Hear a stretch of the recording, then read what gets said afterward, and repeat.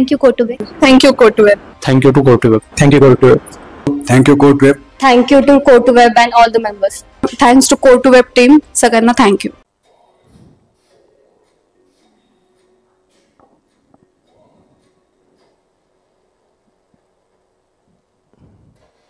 Project ॲग्रोडोस, pixel pioneers, Tejas Darekar, Harshal Jagtap, Shravani Khatate, Sanika Takawale.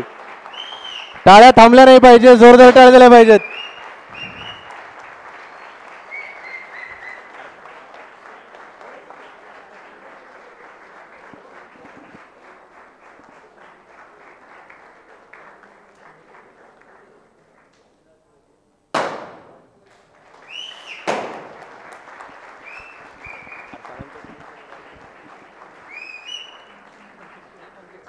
टाळ्या वाजत राहिल्या पाहिजेत.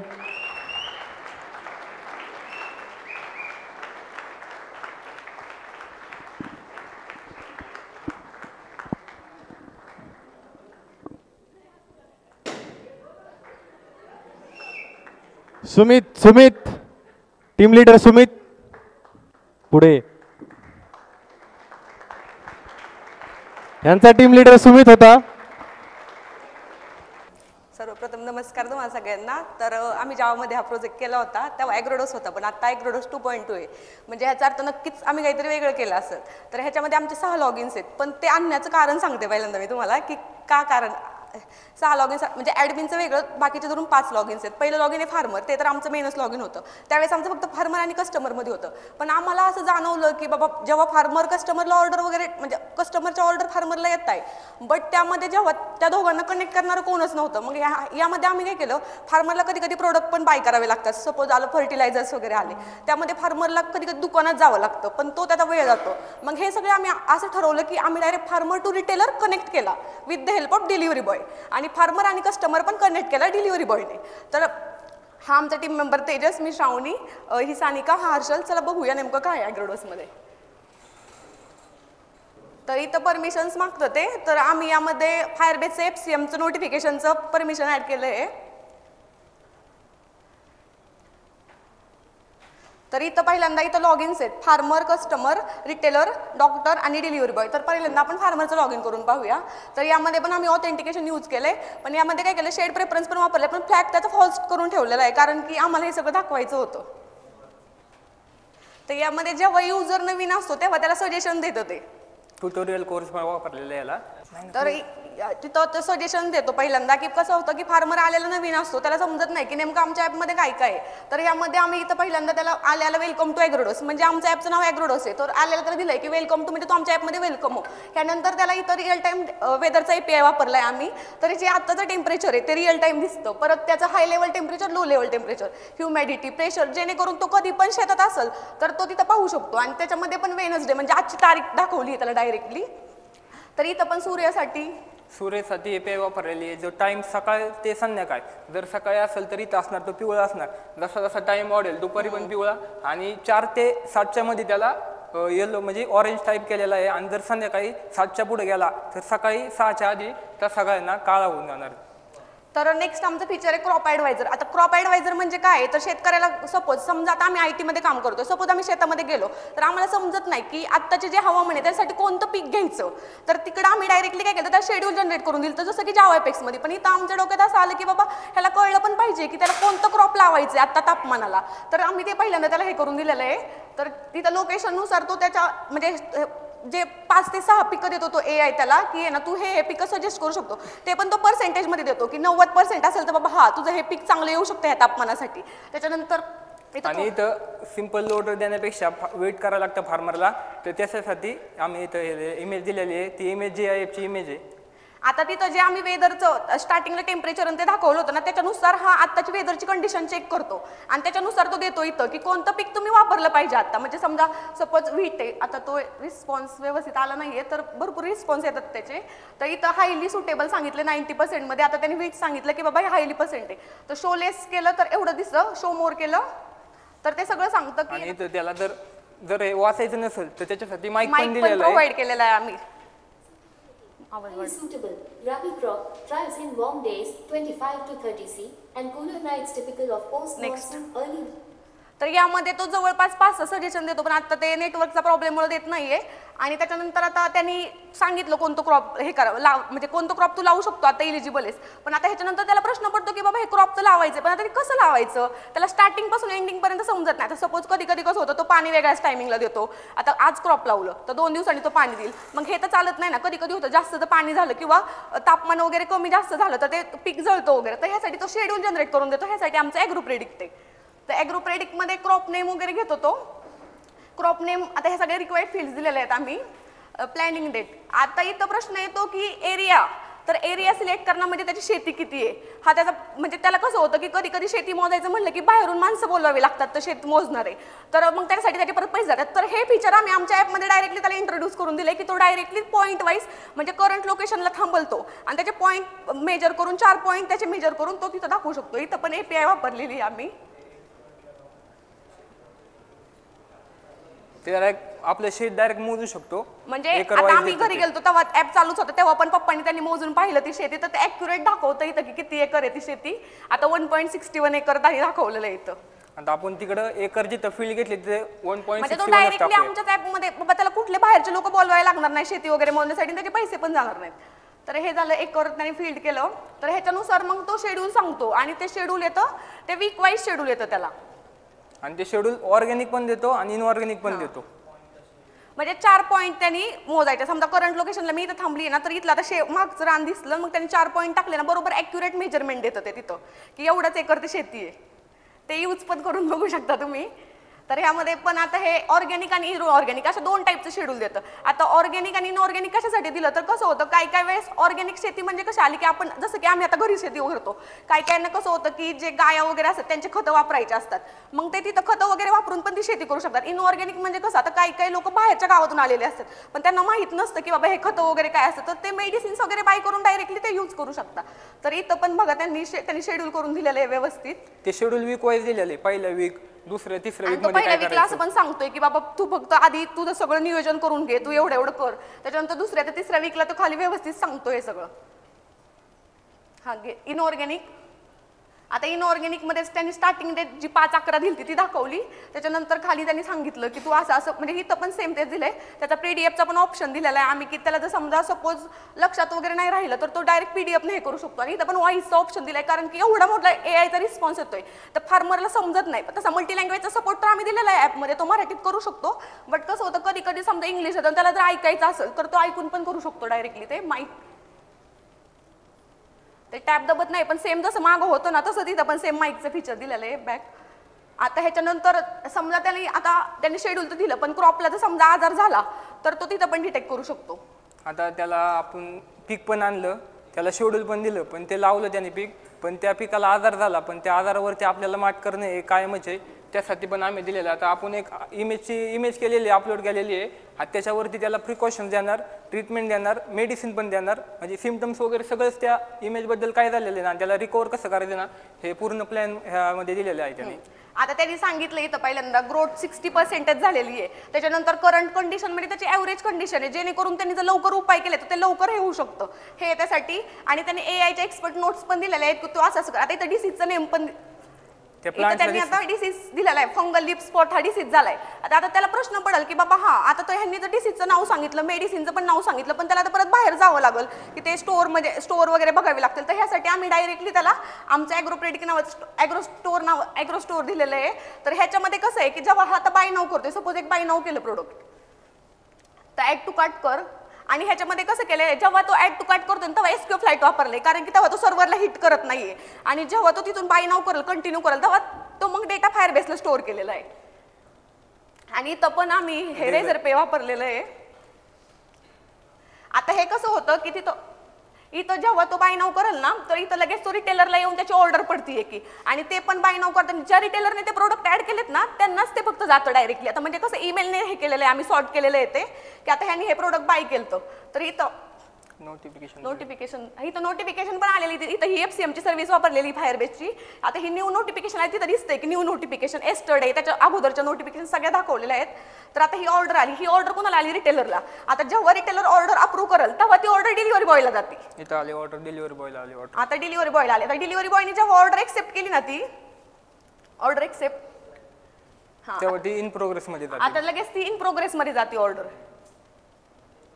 आता इथं लोकेशन आता लोकेशन इथं कसं केलंय आम्ही बघा की ना अगोदर डायरेक्ट फार्मरचं लोकेशन एक मिनिट इथं डायरेक्ट आहे ना फार्मरचं लोकेशन दिलेलं आहे कारण की डिलिव्हरी बॉय कसा असतो की जे जवळचे डिलिव्हरी बॉय असतात त्यांना माहित असतं की ते स्टोअरचं लोकेशन काय आहे त्याच्यामुळे डायरेक्टली त्याला इथं फार्मरचं लोकेशन दिलेलं आहे.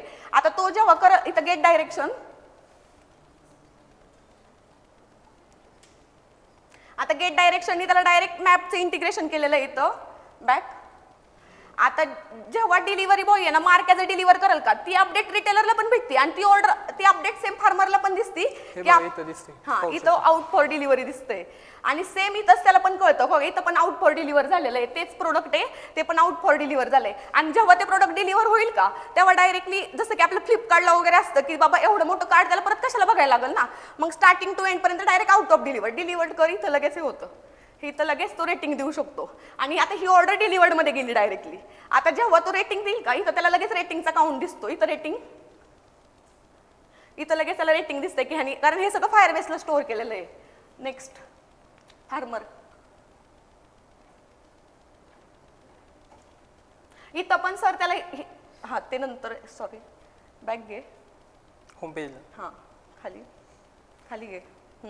आता त्यांनी सगळं केलं हे म्हणजे त्यांनी शेड्यूल पण दिलं सगळं केलं पण त्याला आता प्रश्न आला फवारणीचा. आता ते फवारणी तर करून दाखवणार नाहीये ते आता प्रमोद सर पायथनला आहे आम्ही तेव्हा करून दाखवतो. हा आता ते सरांकडे आता हे अक्षय सरांकडे गेलं आता ते तिकडं फवारणीचं फक्त शेड्यूल देतो त्याला आणि 7 दिवसासाठी आजपासून ना पुढच्या 7 दिवसासाठी फवारू शकतो का नाही त्यासाठी त्याला शेड्यूल देतो तो. आता मग अशी आपण घेतलेला एरिया तेव्हा टाकणार कॅबेज आणि तुला म्हणजे नाही का कोणतं टाईपचं युरिया म्हणजे कोणत्या टाईपचं आहे तुला फर्टिलायझर मारायचं आहे त्यासाठी फवारणीसाठी ते सिलेक्ट केलं. आता हे कसं होतंय की आम्ही एआयच्या फ्री एपीआय वापरले त्यामुळे टाइम लागतो त्याच्यामुळे साधा लोडर देण्यापेक्षा आम्ही अशा GIF दिल्या त्याला की जेणेकरून तो पण म्हणाल की बाबा हा काहीतरी रिस्पॉन्स येतोय ते थांबण्यासाठी म्हणजे कंटाळणार नाही त्या लोडरने बघा त्यासाठी इमेज दिले सगळीकडे. आणि हे कसं होतं इथं आमचं आलं की फार्मरचं जे स्टोअर होतं म्हणजे रिटेलरचं स्टोअर तिकडे अपलोड केलेलं होतं ते फार्मर टू रिटेलर आणि रिटेलर टू डिलिव्हरी बॉय असं डायरेक्टली तिघांचं कनेक्शन आम्ही इथं ॲपमध्ये केलेलं आहे. आता हे त्यांनी दिलेलं आहे सगळं. आता हे खाली इथं सगळं वाईनचं वगैरे पण देतं पण हे एआयच्या रिस्पॉन्समुळे आता येत नाहीये नाही तर वाईनचं स्पीड पण देतं. आता हे आजची तारीख होती सिलेक्ट केली आपण एक आजची उद्याची आणि परवा दिवशी त्यांनी लाल दिलं त्या दिवशी नाही फोडू शकत कारण की विंड किंवा आहे ना त्याच्यानुसार आहे ना वेदर चेपेनुसार विंड जास्त असू शकते त्यानुसार त्यांनी लाल दिलं. आता ह्या दिवशी नो ह्या दिवशी आता तेव्हा बघा तिथं टेम्परेचर 9चं दाखव एक मिनिट तिथं टेम्परेचर पण 22 डिग्री सेल्सिअस दाखवतं त्याच्यामुळे तिथं त्यांनी रेड मध्ये दिलं की बाबा नाही अलर्ट आहे तू आता फवरू नकोस ते म्हणून खाली घे. आता इथे त्यांनी वरती घे वेपरायझेशन म्हणजे सेफ्टी त्यांनी घेतली पाहिजे मास्क वगैरे वापरले पाहिजे घराजवळ नाही फवारले पाहिजे ते त्यानुसार देतो तो. आणि इथे टेम्परेचर एवढ्याच्या नाही का कमी दिलं पाहिजे असं ते सांगतोय खाली घे. त्याच्यानंतर भपर 2 आणि इथं बेस्ट टाइम टू स्प्रे म्हणजे आता फवारणी दुपारची वेळ नाही करू शकत आपण सकाळी 6 ते 9 ते 10 आणि संध्याकाळी 5च्या दरम्यानच्या पुढं तर तो पण त्यांनी टाइम दिलेला आहे बघा 6 ते 10 दिलेला आहे आणि इव्हिनिंग 4 ते 7 दिलेला आहे म्हणजे त्याच टाइम मध्ये आपण फवारू शकतो त्यासाठी शेड्यूल देत होता. बॅक आता त्यांनी फवारणी तर केली पण त्याला प्रश्न राहतो की आता आपला ऍप विकायचं त्यासाठी आम्ही मार्केट प्राइस दिलेलं आहे त्याला. तर मार्केट प्राइस मध्ये त्याला रिअल टाइम मार्केटच्या प्राइस दाखवले ते जेणेकरून आता समजा त्याला त्याचं हे समजा एखादं प्रोडक्ट विकायचंय फार्मरला समजा सपोज की क्रॉप आहे पण त्याला समजत नाहीये की आता बाहेर काय प्राइस चालली आहे मग त्याला विचारावं लागेल किंवा डायरेक्टली ह्याच्यात जाऊन मार्केटमध्ये जाऊन त्याला बघावं लागलं आताची प्राइस काय चालली आहे. तर ह्यासाठी डायरेक्टली तो इथं पाहू शकतो की ह्या म्हणजे ह्या क्रॉपसाठी आता एवढी प्राइस आहे आणि त्याच्यावरनं हे इथून ठरवून तो ते क्रॉप कस्टमरला अपलोड करू शकतो. पहिल्यांदा 10 दिले जेव्हा आपण रिफ्रेश मारले अजून 10 त्यांनी फेच केले आता 20 आले. इथं पण आम्ही एपीआय वापरलेली रिअल टाइम मार्केटची तर इथं ते सगळं देतोय. आता त्याला कळलं की बाबा हे मार्केटची प्राइस एवढी आहे आता प्रश्न आला त्याची आता समजा सपोज क्रॉप मोठं झालंय आता प्राइस पाहिली म्हणजे ह्याचा अर्थ क्रॉप तर मोठं झालंच असणार आहे. आता जेव्हा क्रॉप मोठं होईल तेव्हा त्याला प्रश्न पडतो की आता हे विकायचंय मग त्यासाठी तो एआय कडनं चेक करतो की ही ग्रोथची स्टेज म्हणजे कशी आहे कंडिशन गुड आहे का बॅड आहे. आता पहिल्यांदा आपण जे खराब आहे ना ते अपलोड करून आणि त्यात पण ते कसं देते आम्ही गुड बॅडच्या रिस्पॉन्स वरती ठेवलं. आता बघा इथं कसं केलं टोमॅटो अपलोड केलाय पण तो टोमॅटो मोठा आहे मग त्याची ते काय बोलतात त्याला ग्रोथ तर त्याची झालेली आहे ऑलरेडी एवढी पण एवढंच की फक्त त्याला कळत म्हणजे तो काय डिसीज चेक करतोय तो म्हणजे ह्यामध्ये तो कसं करतोय की ग्रोथच्या कंडिशननुसार म्हणजे ग्रोथचं किती % वाढले ह्याच्यानुसार सेल नाही करत येतो. तर ह्याची कंडिशन गुड बॅडवर ठेवली आम्ही की म्हणजे ते दिसायला कसं आहे गुड आहे का बॅड आहे त्याच्यावरनं कारण ग्रोथ तर त्याची ऑलरेडी मोठी झालेलीच आहे ह्याच्यानुसार बघा तो काय म्हणतोय की ग्रोथ 100% आहे बाबा त्या टोमॅटोची, पण इथं रिस्पॉन्स काय त्याचा बॅड की तू नको हे करू. मग तू काय कर डायरेक्टली रिशेड्यूल कर. आणि इथं त्यांनी सांगितलं डिसीजचं नेम पण काय झालेलं आहे टोमॅटोसाठी, हे सगळं कॉजेस वगैरे खाली घे, कॉजेस वगैरे सिम्पटम्स वगैरे, पण तो सगळं एक सांगतो त्याला की तू ह्याच्यावरती काय प्रिकॉशन घेऊ शकतो आणि त्याच्यानुसार रिशेड्यूल कर. म्हणजे तू परत शेड्यूल कर जनरेट आणि त्याच्यानुसार परत तू त्याला जेवढे आजार झालेत ना ते सगळं घे. आता त्याने चांगलं जर टाकलं तर मग ते डायरेक्टली सांगतं की ह्याची कंडिशन गुड आहे, म्हणजे जसं कंडिशन आणि ग्रोथ त्याची पण अशी सांगतं की ग्रोथ जर बाबा कमी जास्त असू शकते, समजा 35% असेल 40% असेल, पण ते जर गुड कंडिशन मध्ये असेल तर तू ते विकू शकतो. तर ह्याच्यानुसार आता हे कॅबेज जर टाकलं नाही तर तो अपलोड करू शकतो डायरेक्टली फार्मर साईडला. ह्याच्यामध्ये पण तो कंडिशन वगैरे व्यवस्थित सगळं चेक करतो AI नी. ग्रोथ ते चेक नाही झाली व्यवस्थित, पण तिथं पर्सेंटेज आलं फक्त ते ग्राफ मध्ये कंडिशन पुढे त्यामध्ये सेल करू शकतो. ग्राफ पण AI नी जनरेट करून दिलाय, असं काय म्हणजे हार्ड कोडेड वगैरे काहीच नाही. आता त्यांनी तिथं सांगितलं फक्त ग्राफला हे झालं. आता तो सेल, आता तिथं डिसीजचं नेम दिलं नाही, त्यांनी सांगितलं हेल्दी आहे बाबा. त्याच्यानंतर कॉजेस वगैरे नॉट ऍप्लिकेबल, काही कॉजेस वगैरे नाही, तू काय घेऊ शकत नाही, डायरेक्ट सेल प्रोडक्ट करू शकतो आपण. आता हे फार्मर सेल प्रोडक्ट करतोय. आता फार्मर तिथं स्वतःची प्राइस टाकू शकतो, एका क्रॉप कॅबेजची प्राइस टाकू शकतो तो स्वतःची, आणि डिस्काउंट पण देऊ शकतो. आणि इथं कसं केलं आम्ही कस्टमर साईडला कॅटेगरी वाईज सॉर्टेड केलेलं आहे की म्हणजे व्हेजिटेबल्स आले तर व्हेजिटेबल्समध्ये म्हणजे फार्मर काही पण ग्रोथ त्याची चेक करू शकतो ना, कशाची पण, फ्रुट्स असतील व्हेजिटेबल्स असतील. आता इथं त्याला पहिल्यांदा क्वांटिटी वनच दाखवती कारण की आम्ही प्रोडक्ट एकच अपलोड केलं, पण सपोज फार्मरकडे जास्त प्रोडक्ट्स असतील ते तर तो तिथं सेल प्रोडक्ट करू शकतो. त्याच्यानंतर सेल प्रोडक्ट केलं की ते कस्टमरला दिसतं. हा, प्रोडक्ट अपलोडेड सक्सेसफुली. आता हे कॅबेज ऍड केलं 35चं, तर इथं ते कस्टमरला लगेच अपलोड झालं. आता कस्टमर जर समजा त्याने ऍड टू कार्ट करून त्याला बाय नाव केलं तर फार्मरला त्याची सेम हिस्ट्री दिसते. इथं पण आम्ही डिलिव्हरी बॉय कनेक्ट केलेला आहे, म्हणजे fast farmer to customer direct connection केलेलं आहे इथं सुद्धा. आता इथं ते प्रोसीड टू पेमेंट, आणि इथं कसं केलेलं आहे की हे नाव आणि जेव्हा त्याने लॉग इन केलं डायरेक्टली फेच केले, कारण की आणि तो बॅक घे एक मिनिट. इथं कसं केलंय की त्याला ऍड्रेस वगैरे का सारखं दाखवलं तर चुकून हुकून जर इकडे तिकडे असेल तर तो तिथून हे करू शकतो, प्रोसीड टू पे नाउ. आणि इथं पण आम्ही रेझर पे यूज केलेलं आहे डायरेक्टली. आता ही ऑर्डर जसं की जसं रिटेलर टू फार्मर कसं कनेक्शन होतं सेम तसंच कनेक्शन आम्ही इकडे पण हँडल केलेलं आहे. कंटिन्यू फॉर शॉपिंग केलं तर परत तो कंटिन्यू शॉपिंगला करू शकतो. आता इथं ऑर्डर आली तर तेव्हा तो ऑर्डर अप्रूव्ह करेल नाही तर रिटेल ह्याला फार्मरला तर लगेच इकडे ऑर्डर पडते. आता जेव्हा तो एक्सेप्ट ऑर्डर करेल का तेव्हा इकडचं लगेच इन प्रोग्रेस मध्ये जातं. इथं लगेच इन प्रोग्रेस मध्ये गेलं. आता इथं पण लोकेशन वगैरे सेमच हे केलेलं आहे. तिथं पण जेव्हा तो मार्केटचं पिकअप करेल इथं पण त्या फार्मरचं स्वतःचं लोकेशन पुढे डायरेक्टली फेच झालेलं आहे. आणि मार्केट आउट ऑफ डिलिव्हर केलं की इथं लगेच हे होतं,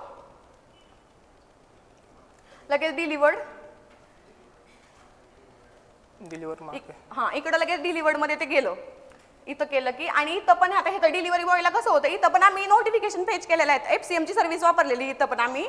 आता इथं कसं होतंय की त्याला नोटिफिकेशन येत आहे इथं, आणि त्याच्यानंतर इथं रुपीज मध्ये म्हणजे समजा त्याची जर एखादी जर आता प्रत्येक ऑर्डर मागे आम्ही 50 रुपये रिटेलर त्याला पे करतोय असं दाखवलेलं आहे. आणि त्याच्यानंतर जेव्हा प्रोसेसिंग पेंडिंग मध्ये कधी दिसतं ते की जेव्हा आहे ना एखादी ऑर्डर त्याची प्रोसेसमध्ये तेव्हा त्याला इथं मनी दिसतात. प्रोसेसिंग पेमेंट मध्ये तुझे 50 रुपये 100 रुपये असं दाखवलेलं आहे. मंथली परफॉर्मन्स त्याचा खाली दाखवलेला आहे सगळा. त्याच्या टोटल आणि अकाउंटचा बॅलन्स आहे ना विड्रॉ पण करू शकतो. तिथून विड्रॉ केलं त्याने तिथं 0 राहिला आणि खाली घे इथं विड्रॉ मध्ये त्याचे मनी पण आले. हा, लॉग आउट कर फार्मरचं खालचं. आता हे वॉलेट मध्ये जा. आता वॉलेट म्हणजे आपले थोडक्यात एक्सपेन्स ट्रॅकर आहे, तो स्वतःचा ऍड करू शकतो. ट्रान्झॅक्शन ऍड कर. इन्व्हेस्टमेंट समजा केली आपण 10,000 आणि टोटल अर्निंग 20,000. ह्याच्यानुसार तो सॉर्ट करतो आणि वरती इथं दिसेल तुम्हाला सेव्ह कर. इथं हे कशासाठी दिलं आता आम्ही तर स्वतःची इन्व्हेस्टमेंट त्याला समजली पाहिजे, आणि ह्याच्यामध्ये पण AI चा यूज केला आहे. वरती घे मेनू मध्ये जा. आता इन्व्हेस्टमेंट मध्ये AI ठीक आहे. आता करंट बॅलन्स समजा आपला आहे 50,000. वॉलेट मध्ये जा वरती AI वॉलेट ऍडवायझर. आता हे पण आहे पण हे तुम्हाला नंतर दाखवतो. AI ऍडवायझर मध्ये जा. आता तो तिथं करंट बॅलन्स टाकल त्याचा 50,000 टाक. तिथं मंथली इन्कम 30,000 टाक. मंथली एक्सपेन्स याचा समजा 20,000 आहे, आणि मेन क्रॉप कोणतं द्यायचं समजा तर टोमॅटो टाकला आपण. त्याच्यानुसार त्याला पुढच्या 2 महिन्यासाठी ना त्याची कशी वाढ पैशांची वाढ कशी करू शकतो ना त्याच्यासाठी त्याला कसा ग्रो झाला पाहिजे हे आम्ही AI द्वारे त्याला सांगितलेलं आहे. तर ह्याच्यामध्ये तो 60 दिवसाचं सांगतो की ह्या 2 महिन्यात तू एवढं एवढं प्लॅनिंग कर, त्याच्यावर तुला म्हणजे तो असे सांगल फॉलो कर स्टेप्स, त्या फॉलो केल्या की दिसतं ते खाली आलं 60 डेज फायनान्शियल ग्रोथ प्लॅन, मग टोमॅटो मार्केट ॲनालिसिस कर, एक्सपेन्स रिव्ह्यू कर, अशा स्टेप्स तो ॲक्च्युअलमध्ये देतो. खाली घे, झालं बॅक. त्याच्यानंतर चॅटबोट आहे इथं चॅटबोट पण दिलेला आहे फार्मरला, आणि हे फक्त फार्मरच्या रिलेटेडच त्यांनी जर क्वेश्चन विचारले तरच तो सांगतो. ह्याच्यामध्ये पण आम्ही ह्याचं माईक लावलेलं आहे त्याला, तो डायरेक्टली पण बोलू शकतो. स्पीच टू टेक्स्ट तिथं होऊ शकते. नेक्स्ट बॅक घे. ह्याच्यानंतर स्कीम्स दिलेल्या आहेत. तर स्कीम्समध्ये कसं केलंय की स्कीम्समध्ये पण आम्ही API यूज केलेली इथं डायरेक्टली. आता ऑल हेल्थ, फायनान्शियल, इन्शुअर, समजा फार्मर आहे त्याला कोणत्या पण स्कीम्स लागत असेल तर डायरेक्ट फ्यूवरती दाब. फ्यूमध्ये त्याला आधी स्टेप्स दिल्यात सगळ्या की तू असं हे करू शकतो, आणि मग डायरेक्टली अप्लाय केलंय ह्याला त्या APIला, तिथं डायरेक्टली जातं ते अप्लाय होतं. आता ह्यानंतर आमचं एक फीचर असं आहे की डॉक्टर लॉग इन आम्ही पिक्चरमध्ये का आणलं, तर कसं होतं कधी कधी प्राण्यांना डिसीज वगैरे होतात सगळं, पण आता त्याला डिसीज म्हणजे कसं जे डॉक्टर्स वगैरे असतात प्राण्यांचे ते बाहेर असतात, लांब लांब असतात. समजा की आता एखादं खेडेगाव आहे त्याच्यामध्ये डॉक्टर्स लगेच अवेलेबल नसतात, तर आम्ही ह्याच्यामध्ये डायरेक्ट तो डिसीज डिटेक्ट करू शकतो त्याच्या गायीचा झालेला, आणि लगेच डॉक्टर पण बुक करू शकतो. आणि तिथं पण दाखवलंय सगळं की अवेलेबल आहे का नाही हा डॉक्टर्स वगैरे, जेवढे डॉक्टर आमच्या ॲग्रोडोसमध्ये जे जे लॉग इन करतील ना ते तिथं दाखवलेलं आहे सगळं. आणि इथं पण कसं केलंय की ना आम्ही अगोदर जेव्हा डॉक्टर लॉग इन करतो त्याचे जे डॉक्युमेंट्स असतात की खरंच हा बाबा डॉक्टर आहे का, ते ॲडमिन साईडला सगळं व्हेरीफाय करून ठेवलेलं आहे की ॲडमिन आधी लॉग इन आलेला ॲडमिन व्हेरीफाय करतोय की हा डॉक्टर आहे की काय. अशा मध्ये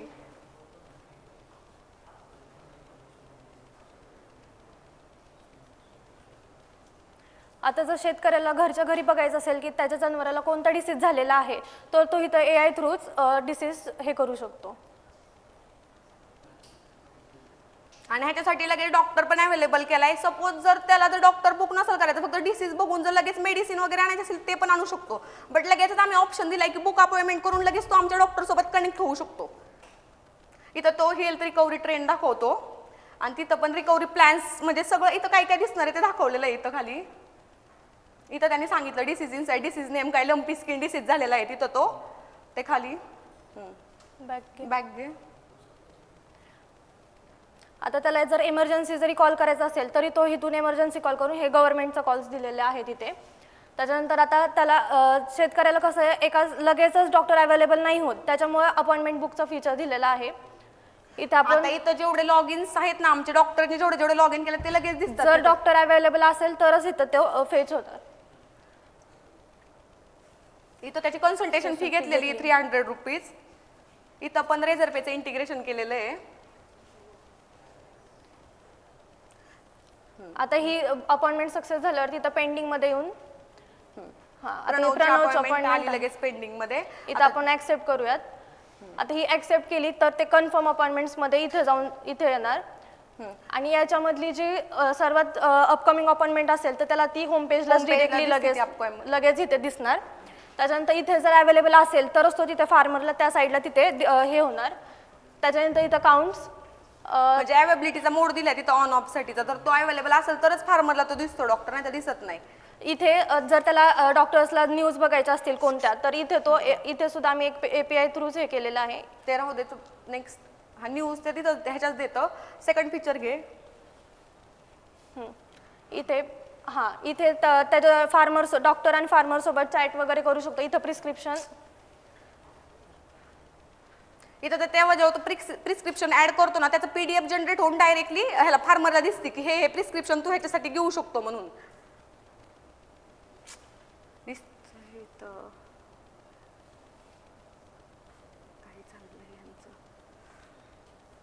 सक्सेस कर. हां पेंडिंग मध्ये दाखवते नाही. हां एक्सेप्ट केली ते झालं.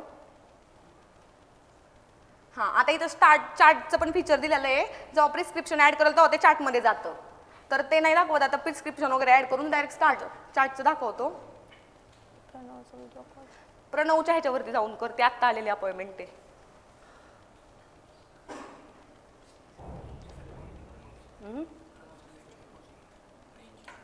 रेंज फेच होत नाही. आणि इथं व्हिडिओ कॉलिंगचं फीचर आम्ही इंटिग्रेट केलेलं आहे.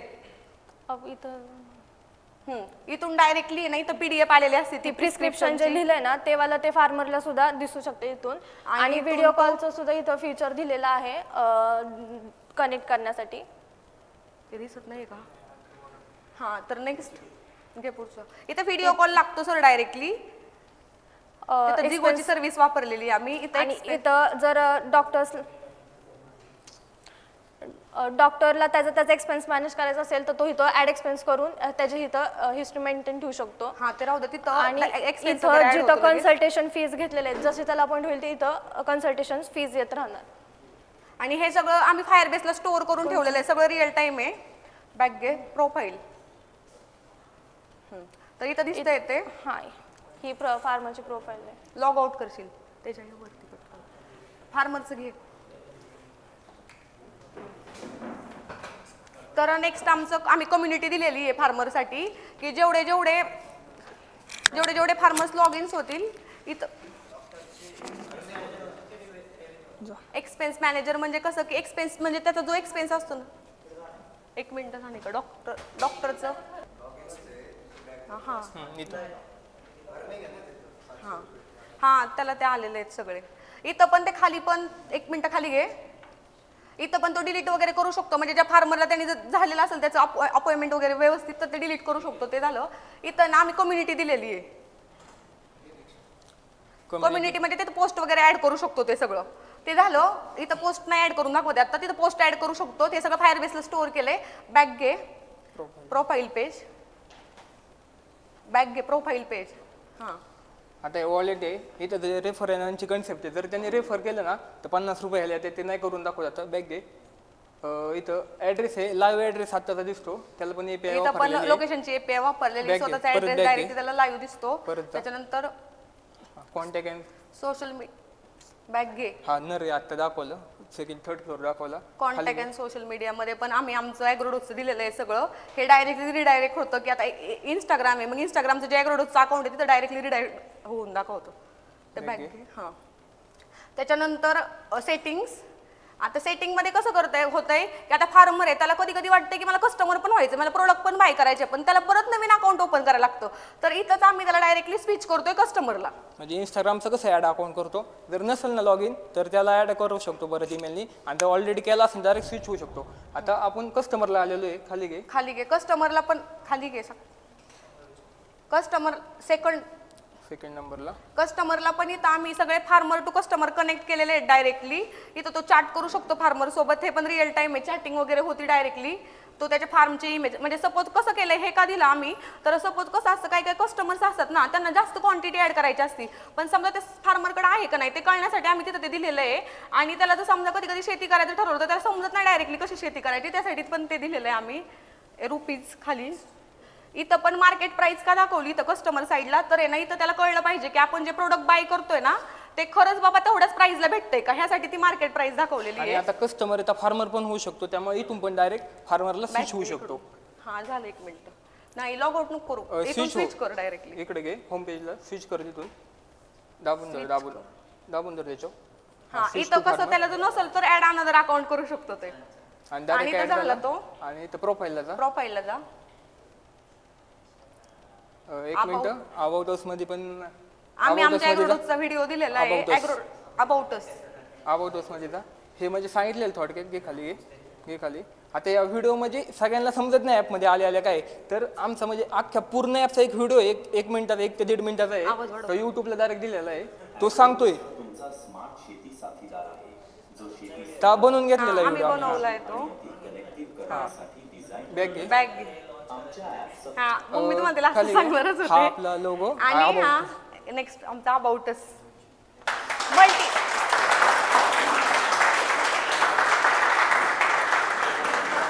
सर मल्टी लँग्वेज सपोर्ट पण आहे ते पण एक राहिलंय आमचं. मल्टी लँग्वेज सपोर्ट पण दिलेलं आहे इथं मराठीमध्ये जर त्यांनी केलं ना बॅक घे. एक खाली ते पेज व्हायला टाइम लागतं. इथं पण डायरेक्ट मल्टी लँग्वेज सपोर्ट दिलेला आहे पूर्ण ॲपला. छान छान खूप भारी. म्हणजे आम्हाला मागच्या वेळेस बघताना जावा एफएक्समध्ये वाटत होतं की तुम्ही बोलले होते जसं की आम्ही ह्याला ॲपमध्ये कन्वर्ट करू. नवीन गोष्टी ॲड केल्या हे छान वाटलं कारण की ते सेम टू सेम दाखवण्याऐवजी बऱ्याचशा गोष्टी नवीन होत्या. म्हणजे आता पुढे पण जायचं आहे, तेच आम्ही ड्रोन वगैरेचाच विचार करतोय पुढे जाऊन पण ॲप्लिकेशन एवढं सुंदर बनवलं आहे की म्हणजे आमचं हेच म्हणणं आहे की कॉलेज लेवलला असं गोष्टी बनवणे जोक नाही आहे. सर तुम्ही तुम्हाला सांगितलं पण होतं की आम्हाला एक ऑफर आली होती डायरेक्टली, ते बोलत होते की आमच्या ह्याच्यात ह्या, पण आम्ही असा विचार केला की आता आम्हीच तुमच्यासोबत हे करून आम्हीच तुम्हाला सगळ्यांना हेच मला सांगायचं की यांना ऑलरेडी आहे ना एका कंपनीने ऑफर दिले. मागच्या वेळेस जावा एफएक्सचा यांचा प्रोजेक्ट बघितला, त्याचा व्हिडिओ यूट्यूबला होता, त्या यूट्यूबच्या व्हिडिओवरनं यांना अप्रोच केला गेला आणि यांना सांगितलं की तुम्ही आमच्यासोबत काम करा, आम्ही अशाच टाईपचं एक आमचं प्रोडक्ट इम्प्लिमेंट करतोय, आम्ही बनवतोय, तुमची टीम आम्हाला डायरेक्टली पाहिजे, उद्यापासूनच जॉईन करा. आणि ह्या गोष्टी सगळ्या होत्या. ते बोलले किती तुम्हाला पाहिजे तेवढं पैसे वगैरे किती काय वाटते, म्हणजे हेच म्हणजे आपण बोलतो ना की हे आपण शिकतो त्याच्यामध्ये वेळ घालवतो, पण याचं सक्सेस हेच असतं की आपण एवढ्या लवकर कॉलेजला असतानाच या गोष्टी करू शकलो. आता तुम्ही 3rd इयरला आहात रादर, हे खूप भारी आहे. म्हणजे ॲप्लिकेशनबद्दल बोलायला असं काही पॉईंट काढायला जागाच नाही आहे, कारण की कलर थीमपासून सगळ्या गोष्टी म्हणजे UI वगैरे तर बेस्ट होता, फंक्शनॅलिटी पण आम्हाला समोर दिसत होती, त्यामुळे one of the best application आहे. परत एकदा आपण टाळ्या वाजवूया ॲप्लिकेशन. तर सगळ्यात जास्त थँक्स तुम्हाला, कारण की तुम्ही जे शिकवलं त्यासाठी तर हे झालं. पण अख्खी सरांना मी कायम म्हणत आले की सर जावा एफएक्सला एवढं फायरबेस पण नव्हतं आमच्या प्रोजेक्टमध्ये, तेव्हा नव्हतं, पण जास्त तेव्हा फक्त AIचा वापर केला, API डेटा वगैरे घेत होतो. पण मी अक्षरांना कायम बोलत आले की सर ह्या गोष्टी मला समजतात आत्ता, जसं की गिटचं पण होतं पुशपुल. लास्टला आमचं काल रात्री आमचं ॲप्लिकेशन पूर्ण गणलं होतं, म्हणजे ते चालतच नव्हतं, ह्याची जिओची सर्व्हिस वापरली होती म्हणून. ते व्हर्जनचं मिसमॅच होतं त्याच्यामुळं. आणि राहुल दादा त्यांना पण लय थँक्यू, कारण की रात्रीचा 1-2 वाजता पण आम्ही त्यांना कॉल करत होतो की दादा हे सांग, दादा ते सांग, तर दादा कधी पण आम्हाला अवेलेबल राहत होता. आणि त्याच्यानंतर प्रज्वल दादानी पण आम्हाला आमच्या टीमसाठी एकदा टाळ्या वाजवूया. आणि पहिली गोष्ट ही होती की आम्हाला मेंटर पाहिजे होता सुमित, कारण म्हणजे सुमित का पाहिजे होता, असं नव्हतं की बाकीचे मेंटर्स आम्हाला हेल्प नाही करत, पण आमचं जुनं ऍप्लिकेशन होतं त्याला आम्हाला इथं कन्वर्ट करायचं होतं. मग त्याला सुमित यातला जुना खेळाडू आहे, ऑलरेडी सुपर एक्स मध्ये विनिंग प्राइज आहे त्यांच्या नावाने, पण ऍग्रिकल्चर शेतकरी माणूस आहे तो एकदम. आणि मग त्यांनी पण खूप हेल्प केली, खूप म्हणजे खूप. दिवाळीत जरी घरी गेलो तरी पण तो आमचा ट्रॅक ठेवत होता, किती झालंय काय झालंय, म्हणजे सुमितसाठी टाळ्या वाजवूया.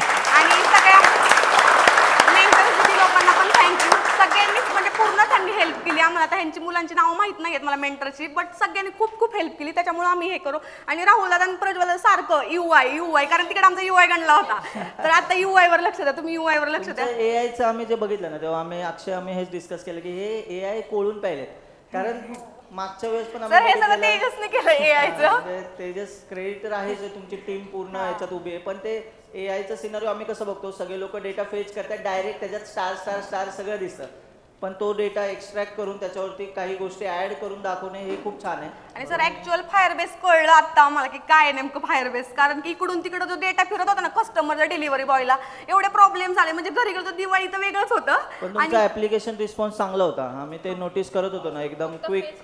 ते AIचा रिस्पॉन्स पण सगळा व्यवस्थित येतो, म्हणजे आम्ही हे पण केलंय. आणि त्याचे लोकेशनचं दिलं ना मॅपचं, त्याला पण आम्हाला ह्यानी प्रज्वल दादांनी खूप हेल्प केली. आम्ही त्याच्या मागं लागून दादा आम्हाला करायचं, कारण ट्रॅक करत होते ना ते 4 पॉईंट देऊन एकरमध्ये, त्यासाठी प्रज्वल दादांनी हेल्प केली आम्हाला. आणि राहुल दादाला तर खूप खूप थँक्यू, सुमित दादाला पण थँक्यू, तुम्हाला सगळ्यांना थँक्यू. चालेल, ठीक आहे, खूप छान होतं ऍप्लिकेशन. हॅलो, मी श्रावणी. आमच्या प्रोजेक्टचं नाव आहे ॲग्रोडोस 2.2 आणि आमच्या टीमचं नाव आहे पिक्सेल पिओनियर्स. तर आमची ही सुपर एक्सची जर्नी खूप चांगली होती, याच्यामध्ये आम्ही खूप काही शिकलो, परत फायरबेस वगैरे सगळं इंटिग्रेशन केलं आणि आज आमचा प्रोजेक्ट झाला. तर आम्हाला स्टँडिंग ओवेशन पण झालं, सरांना पण प्रोजेक्ट आवडला. तर शशी सरांना थँक्यू, कारण त्यांनी एवढं शिकवलं, त्याच्यामुळं आम्ही आज एवढं इम्प्लिमेंट करू शकलो. अक्षय सरांनी प्रॅक्टिकल्स वगैरे घेतले, त्याच्यामुळे आज आम्हाला एवढा फायदा झाला. थँक्यू. माझं नाव सानिका सुशील ताकवले. सरांचे शिकवणं खूप मस्त आहे आणि ह्या सुपर एक्स प्लॅटफॉर्ममुळे आम्ही आमचे रिअल टाईम आयडियाज प्रोजेक्टमध्ये इम्प्लिमेंट करू शकतो. हॅलो, माझं नाव तेजस. सुपर एक्सची जर्नी आमच्यासाठी खूप स्पेशल होती, कारण की आम्ही आमचं स्वतःचं ॲप्लिकेशन बनवलं आणि जे की ॲपमध्ये आमच्या मोबाईलमध्ये आम्ही यूज करू शकतो व आमच्या घरच्यांना पण यूज देऊ शकतो. सुपर एक्समध्ये अक्षय सरांनी आम्हाला प्रॅक्टिकल्सला खूप हेल्प केली आणि शशी सरांचे लेक्चर बेनिफिशियल ठरले. थँक्यू. माझं नाव हर्षल जगताप. तर सुपर एक्सची जर्नी खूपच चांगली होती आणि सगळे मेंटर्स, स्पेशली सुमित दादा, राहुल दादा आणि सगळ्या मेंटर्सने खूप हेल्प केलं आणि सरांचं शिकवणं हे खूप चांगलं आहे.